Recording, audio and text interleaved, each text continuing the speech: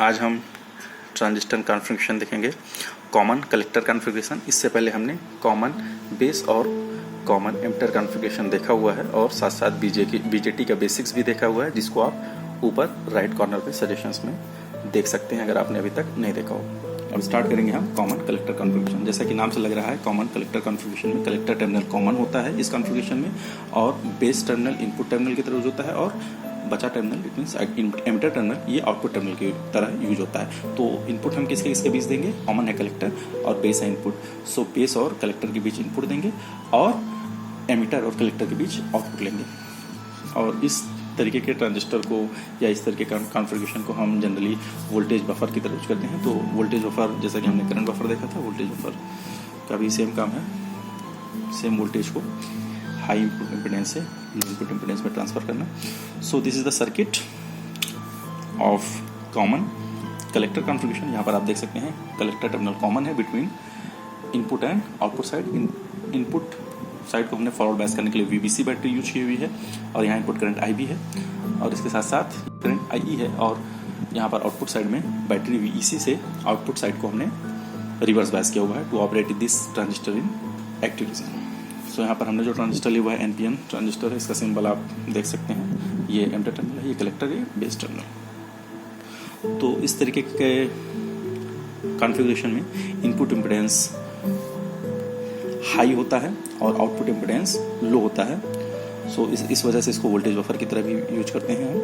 और देख सकते हैं कि करंट आउटपुट करंट IE है और इनपुट करंट IB है। तो आउटपुट करंट मिली एम्पियर में, इनपुट करंट माइक्रो एम्पियर में है, तो सीधी सी बात है कि जो करंट गेन है वो बहुत ज़्यादा है, तो इसमें करंट गेन ज़्यादा होता है, जबकि वोल्टेज गेन इसमें हमें कम मिलता है। और जो पावर गेन है, power gain is basically V/I की हम बात करेंगे, तो पावर गेन लगभग मीडियम होता है। तो हम इसके बिहेवियर को और समझने के लिए इसकी दोनों characteristic, it mean input characteristic और आउटपुट कैरेक्टरिस्टिक्स दोनों को देखते हैं। तो इनपुट कैरेक्टरिस्टिक देखने के लिए input current it means IB और input voltage it means VBC के बीच ग्राफ प्लॉट करेंगे, और ये जो ग्राफ प्लॉट होता है वो हमें कुछ ऐसा मिलता है। यहाँ पर हमने X साइड में हमने X एक्सिस में VBC को वोल्ट्स में रिप्रेजेंट किया हुआ है, और Y एक्सिस में हमने IB जो कि माइक्रो एम्पियर रेंज में होता है उसको हमने Y एक्सिस में रिप्रेजेंट किया हुआ है। अब यहाँ पर हम देखते हैं कि फॉर एग्जांपल हमने VEC इक्वल टू 3 वोल्ट के लिए कैरेक्टरिस्टिक ड्रा की हुई है, तो हमें स्टार्टिंग में जो बेस करंट मिलती है वो बहुत ज़्यादा होती है, और जैसे जैसे हम VBC की वैल्यू बढ़ाते जाते हैं हमारी जो IB है उसकी वैल्यू कम होती है। ऐसा इसलिए होता है कि जैसे जैसे हम VBC इनपुट वोल्टेज की वैल्यू बढ़ाते जाते हैं, बेस रीजन हमारा कम होता जाता है, क्योंकि उसकी डिप्लेशन विड्थ बढ़ती जाती है।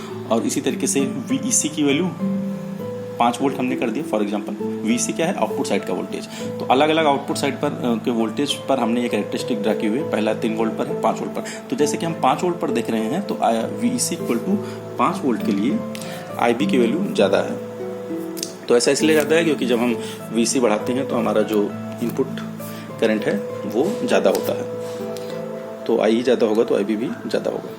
सो ये था इनपुट कैरेक्टरिस्टिक। इसके बाद हम आउटपुट कैरेक्टरिस्टिक्स देखेंगे। This is the output characteristic जो कि ड्रा किया गया है आउटपुट करंट और आउटपुट वोल्टेज के बीच में। आउटपुट करंट है IE, आउटपुट वोल्टेज है VEC।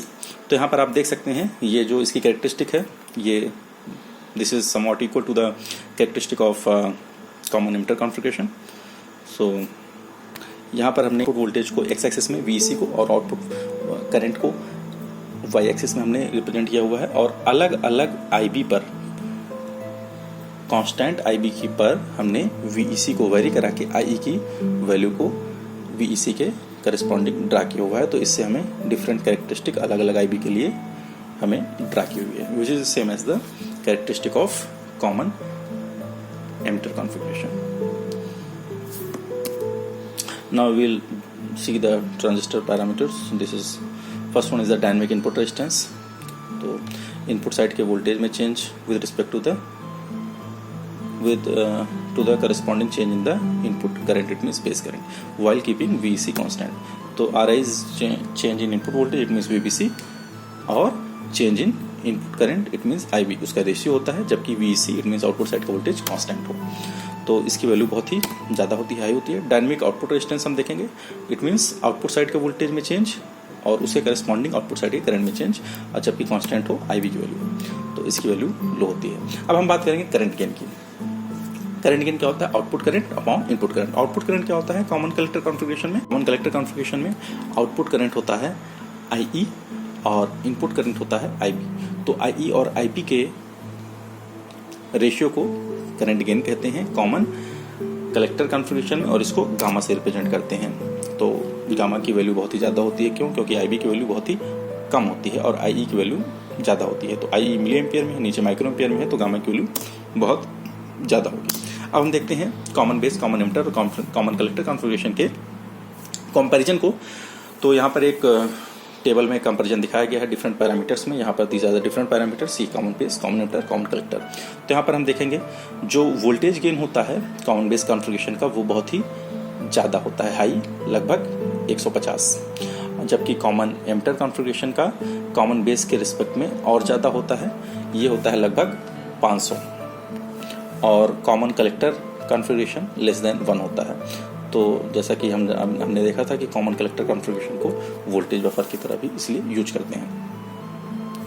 और करंट गेन की बात करेंगे तो करंट गेन हमने देखा था कॉमन बेस कॉन्फ़िगरेशन में, जिन्होंने नहीं देखा है ये सजेशन में है, इसको देख सकते हैं। तो current gain common base configuration में लेस देन 1 था, इसलिए हम इसको करंट बफर की तरह यूज कर रहे थे। कॉमन एमिटर कॉन्फ़िगरेशन में हमें करंट गेन ज़्यादा मिल रहा था, इट मीन्स बीटा की वैल्यू ज़्यादा मिल रही थी, और कॉमन कलेक्टर कॉन्फ़िगरेशन में भी हमें गामा की वैल्यू, अभी हमने देखा है इसकी वैल्यू ज़्यादा मिली हुई है। और पावर की बात करें तो पावर गेन हमारा कॉमन बेस कॉन्फ़िगरेशन में मॉडरेट मिलता है, और सबसे ज़्यादा पावर हमें मिलती है power gain common emitter configuration में। तो यहाँ पर हमने देखा, हमने वोल्टेज गेन भी ज़्यादा मिल रहा है, करंट गेन भी ज़्यादा मिल रहा है, पावर गेन भी ज़्यादा मिल रहा है कॉमन एमिटर कॉन्फ़िगरेशन को लो, तो ये वाइडली यूज होने वाला कॉन्फ़िगरेशन है। और कॉमन कलेक्टर कॉन्फ़िगरेशन में पावर गेन हमारा मॉडरेट होता है। अब हम इनपुट इम्पीडेंस देखेंगे। इनपुट इम्पीडेंस लो होता है कॉमन बेस कॉन्फ़िगरेशन में, लो और लोवेस्ट कह सकते हैं, और कॉमन एमिटर कॉन्फ़िगरेशन में ये थोड़ा मॉडरेट होता है, 1 किलो ओम की रेंज में होता है, और सबसे ज़्यादा इनपुट इम्पीडेंस होता है कॉमन कलेक्टर कॉन्फ़िगरेशन में, ये हाईएस्ट होता है, लगभग 150 से 600 किलो ओम की रेंज में होता है। इसी तरीके से आउटपुट इम्पीडेंस की बात करेंगे तो सबसे ज़्यादा आउटपुट इम्पीडेंस होता है कॉमन बेस कॉन्फ़िगरेशन में, और उसके बाद मॉडरेट होता है कॉमन एमिटर कॉन्फ़िगरेशन में, और सबसे लो होता है कॉमन कलेक्टर कॉन्फ़िगरेशन में।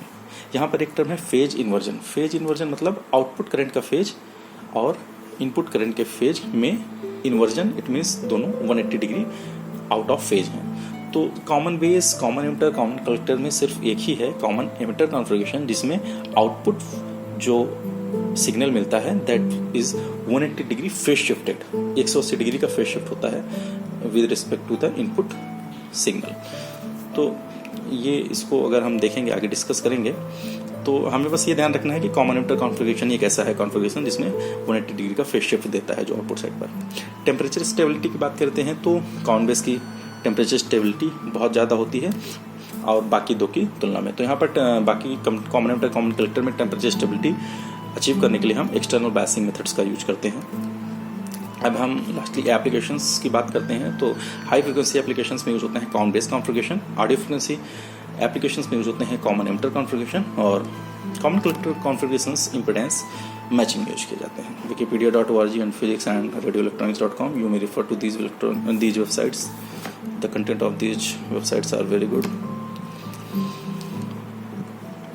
Do take care of yourself, follow the guidelines of lockdown, prevent yourself from coronavirus, wash your hands while sneezing or coughing, cover your mouth with tissue or inside of your elbow, avoid your touching your eyes, nose and mouth, and if you feel sick just isolate yourself, go to the doctor, take medical care.